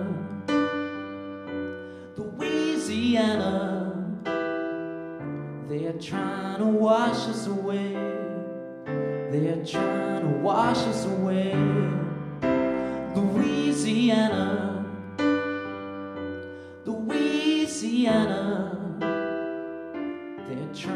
wash us away. They're trying to wash us away. President Coolidge came down in a railroad train with a little fat man with a notepad in his hand. A president said, "Little fat man, isn't it a shame what the river has done to this poor cracker's land?" Louisiana, Louisiana, they're trying to wash us away. They're trying to wash us away. Louisiana, Louisiana, they're trying to wash us away. They're trying to wash us away. They're trying to wash us away. They're trying to wash us away.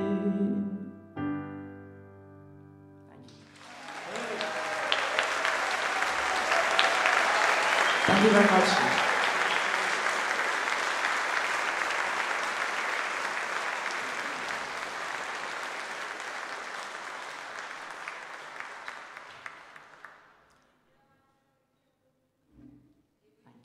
Absolutely, yes, yes. I was here the night that Big Jim met Andrew, and he tapped me on the shoulder and he says, "I think we've found a piano player." And Andrew's done quite a lot of stuff for us, and he's a great guy, a really nice young lad. He's a guy with a great future because he's a wonderful musician.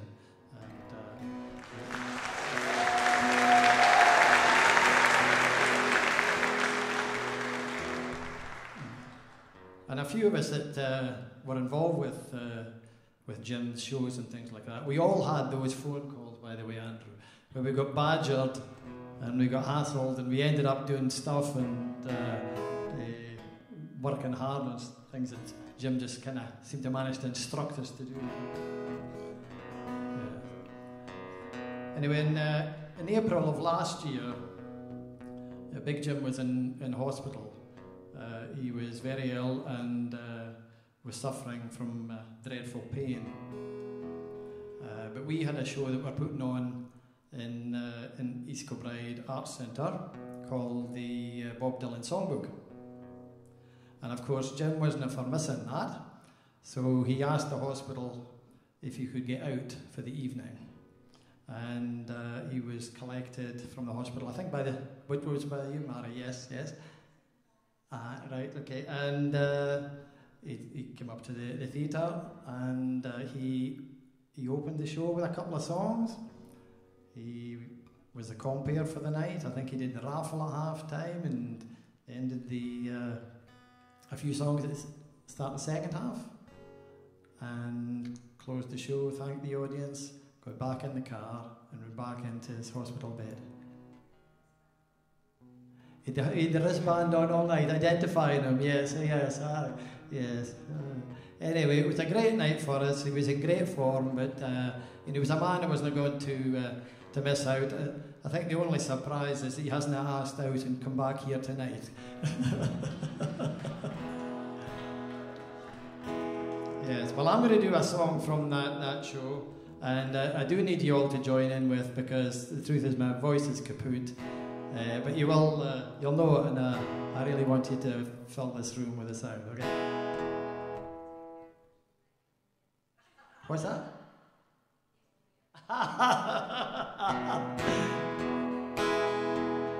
Honestly, it's confusing. Anyway.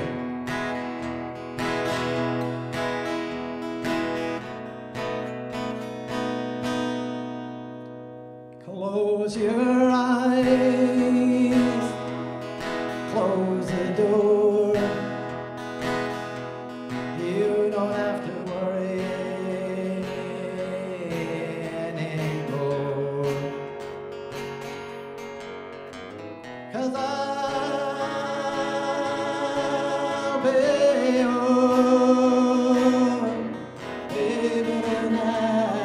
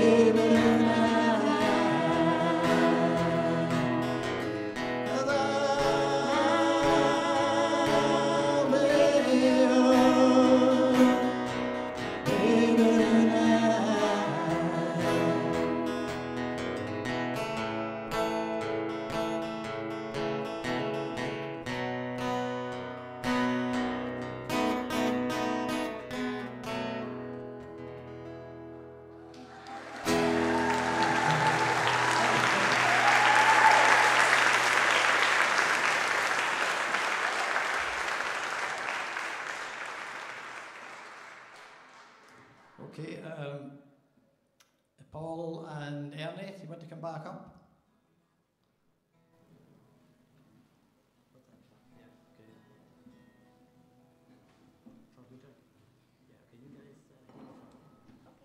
We're being kicked off the stage. Is this mic still on, aye? Yeah. Right, Paul, Ernie and Andrew are going to finish the night doing some of the great Matt McGinn songs.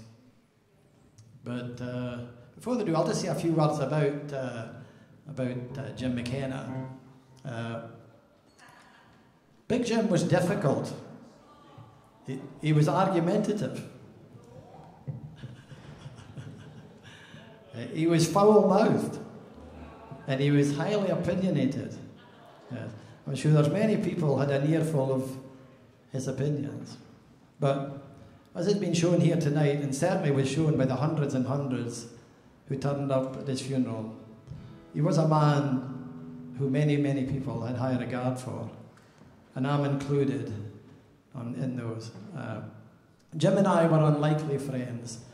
He was, that's right, on an unlikely partnership. He was twice my weight and twice my size, and I used to call him bullshitting Big Jim, and he called me a wee shite.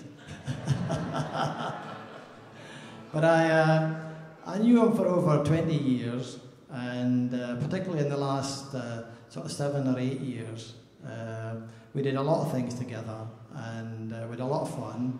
He gave me a lot of hassle, but we had a lot of good laughs and a lot of good times, and I can genuinely say that Big Jim McKenna was one of the best friends I ever had, and he's sadly missed. So before I step off the stage, I have to say a few thank yous. I've got to thank the Star Club for putting this on tonight. It's for a man who very much supported this club. He loved this club, and of course it's for a great cause. All the proceeds go to the hospice. So we've got to say thank you to the Star Club.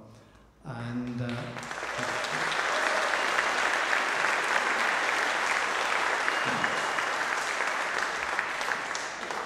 I've got to say particular thanks to Ian Clell and the sound man.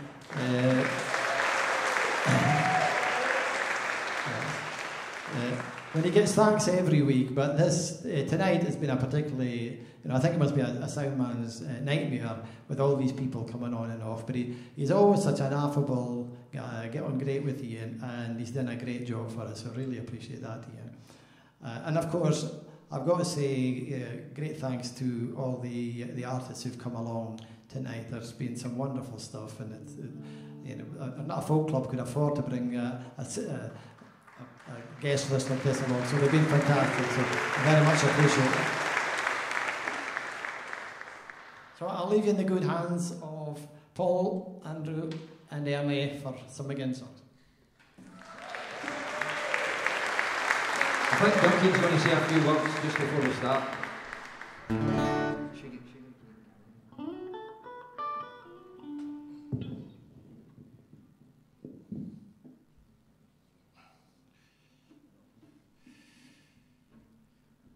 How many people could we remember who couldn't afford to pay the vans that come round the schemes with their goods to sell?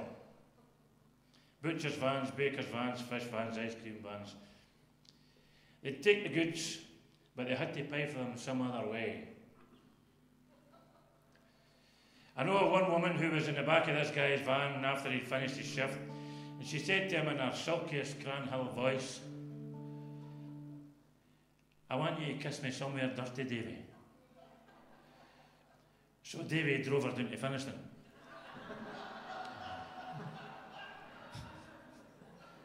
Oh, and I forgot this one.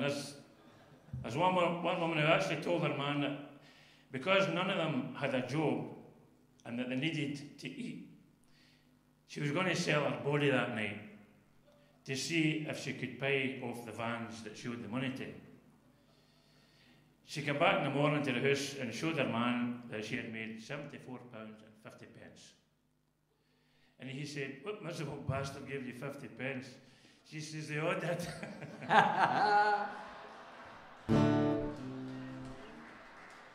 I'm saying no more on the subject. Enjoy this song, Sugary Cake and Candy Man.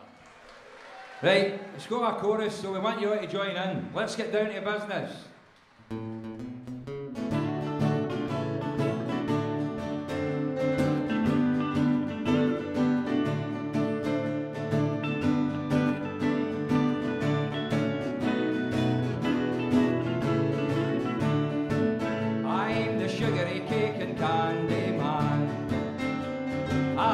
Beautiful grocery van. Aye, the lady standing wait, well, down in the Pollock estate, for the sugary cake and candy man. Now if your man becomes redundant, you can still have things abundant. If you're signing on the dole, you're assured a wee Swiss roll from the sugary cake and candy man. I'm the sugary cake and candy man. I have a beautiful grocery van. Aye, the lady standing wait, well, down in the Pollock estate, for the sugary cake and candy man. Now I call all the ladies honey. I very seldom ask for money. I'm a generous man, you'll find, when you're getting a bit behind with the sugary cake and candy man. I'm the sugary cake and candy man. I have a beautiful grocery van.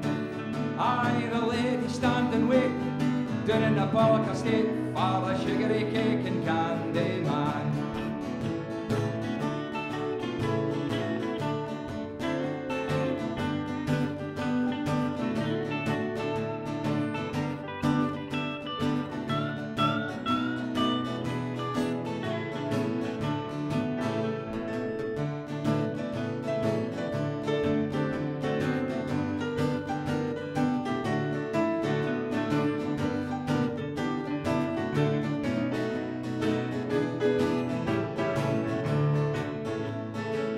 Picks their next MP, there's nobody stands a chance against me.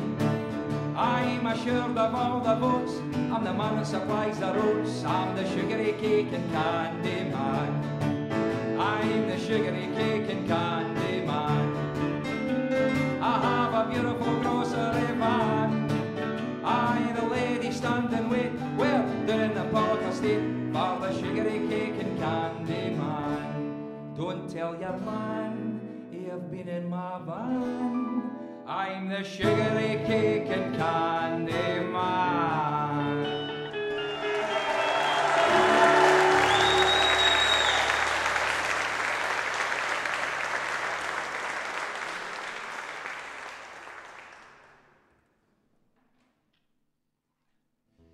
Burl Ives, remember Burl Ives? You know a great wee song about insects and bugs, if you remember? The Ugly Bug Ball. It was very clever, as is this one written by our own Matt McKenna. You'd almost say it was a classic, Wee Kirkcudbright Centipede.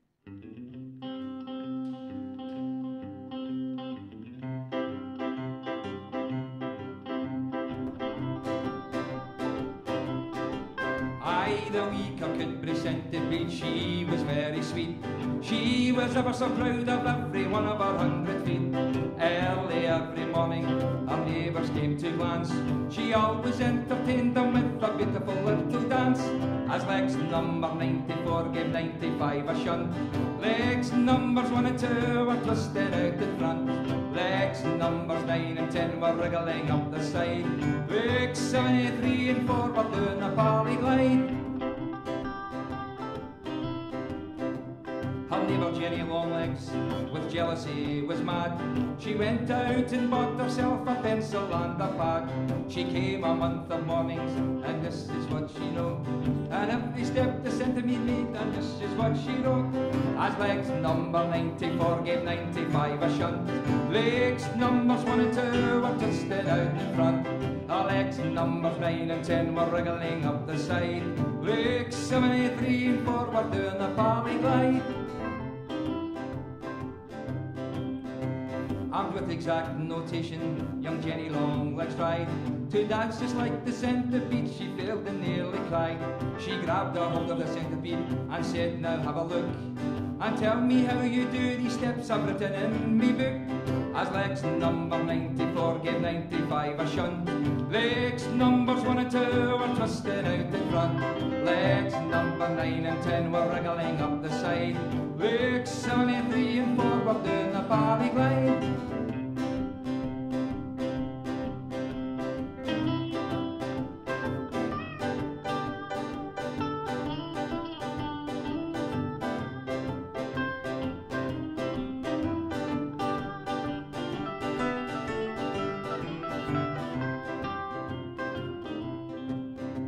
The centipede, do I do that? And she tried to demonstrate. She never thought in the thing before getting into a hell of a state. Her 100 legs are twisted, she get tied up in a fangle. She fractured 7 shin bones, 14 kneecaps and an ankle. As legs numbers 1 and 2 were tied to 3 and 4. Legs number 5 and 6 were trampled on the floor. Leg number 15 was attacked by number 10. 97 and 98 will never dance again. Aye, the wee Kirkcudbright Centipede, she suffered terrible pain. And some of us were very surprised that she ever danced again. But now she tells her neighbours, anyone who come to see, never try an explanation of what comes naturally. As legs number 94 gave 95 a shunt, legs numbers 1 and 2 were twisted out in front. As legs numbers 9 and 10 were wriggling up the side. Legs 73 and 4 were doing the poly glide.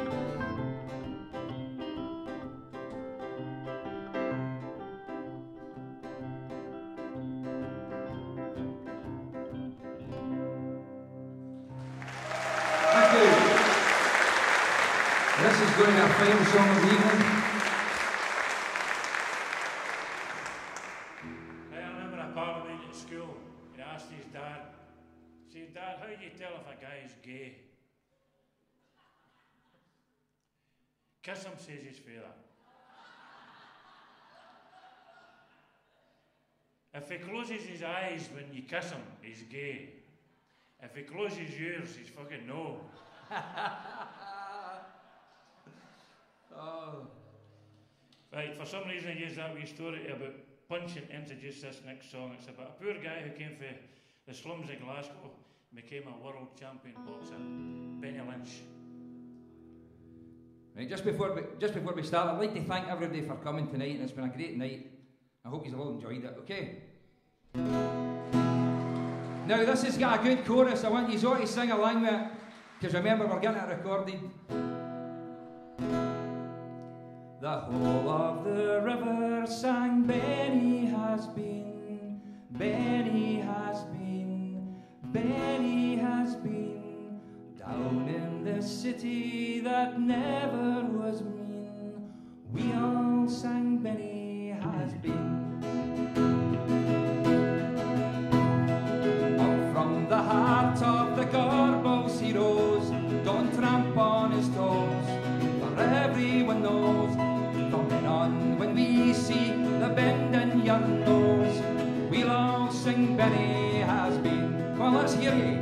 The whole of the river sang, Benny has been, Benny has been, Benny has been, down in the city that never was mean. We all sang Benny has been. Down to the shores Benny went as a youth, to fight in the booth. I'll tell you the truth, Benny's the big man was short of a tooth, and he sang young Benny has been. The whole of the river sang, Benny has been, Benny has been, Benny has been, down in the city that never was mean. We all sang Benny has been. To Manchester City young Benny went down, to meet Jackie Brown, he picked up the crown. He came back in triumph to old Glasgow town, and the city sang Benny has been. The whole of the river sang, Benny has been, Benny has been, Benny has been, down the city that never was mean. We all sang Benny has been. He beat small Montana, he fought Peter Kane, sent him back to train, then down to him again. The linchpin of boxing inflicted more pain, and the city sang Benny has been. The whole of the river sang, Benny has been, Benny has been, Benny has been, down in the city that never was mean. We all sang Benny has been. The city had TB, the city had booze, her victim she'd choose and send out the news that Benny would win and then Benny would lose, and the city sang Benny has been.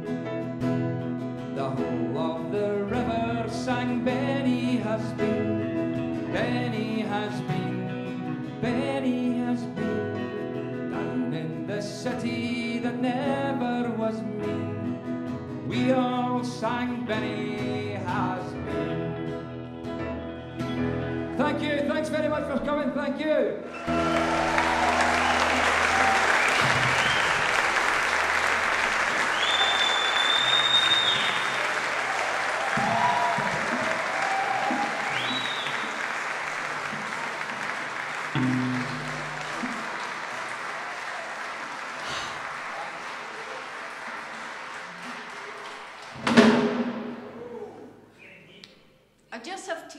Last week, I wept copious amounts of tears, but this has been a fabulous night, and all I can say is, what an epitaph.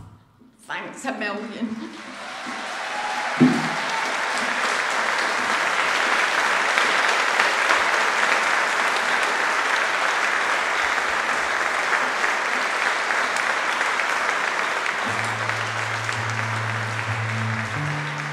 You're a hell of a welcome.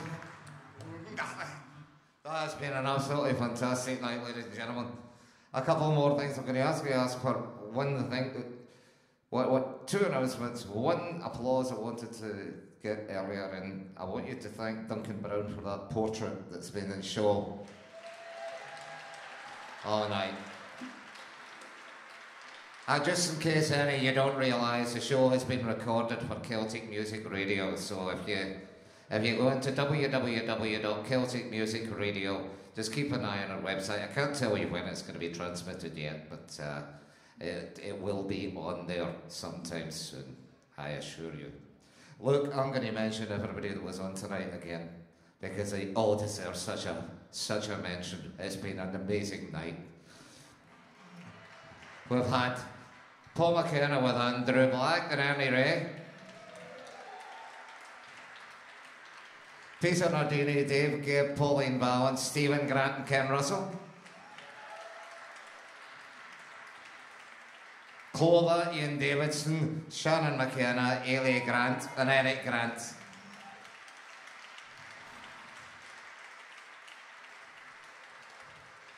And we've had you lot. Thanks a lot for coming along. It's been a smashing night. It's been absolutely a night that I was looking forward to, but it's been so much more than I expected. It's been tremendous. Thank you very, very much. Thank you.